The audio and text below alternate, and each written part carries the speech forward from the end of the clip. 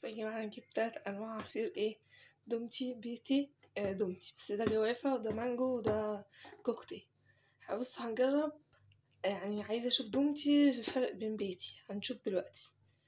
هنمسك بس المانجا الأول، هفتح معلش. وبعد ما فتحناه وصبناه اهي قدامكم اهو هدوقه دلوقتي ونشوف ايه الفرق. وبعد ما دقناه طعمه تقيل جدا وجميل، كله طبيعي جدا.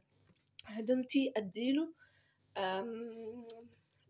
9.5 من 10. جميل جدا. نفتح بقى اللي بعده. خلينا دومتي برضو كمان جوافة.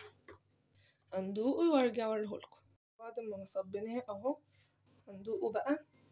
طعمه تقيل شوية، بس انا هديله يعني بالنسبة لي انا 7 من 10 في طعم الجوافة بالذات.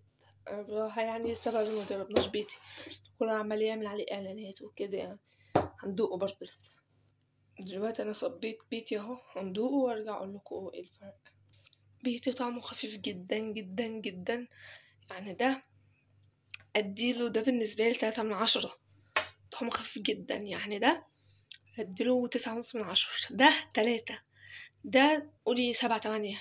بس ده بصي كل عمال يعمل اعلانات وكده. انا جايبه الكبير لاني هندوق وادوق اهلي. تمام. كل سنه وانتم طيبين.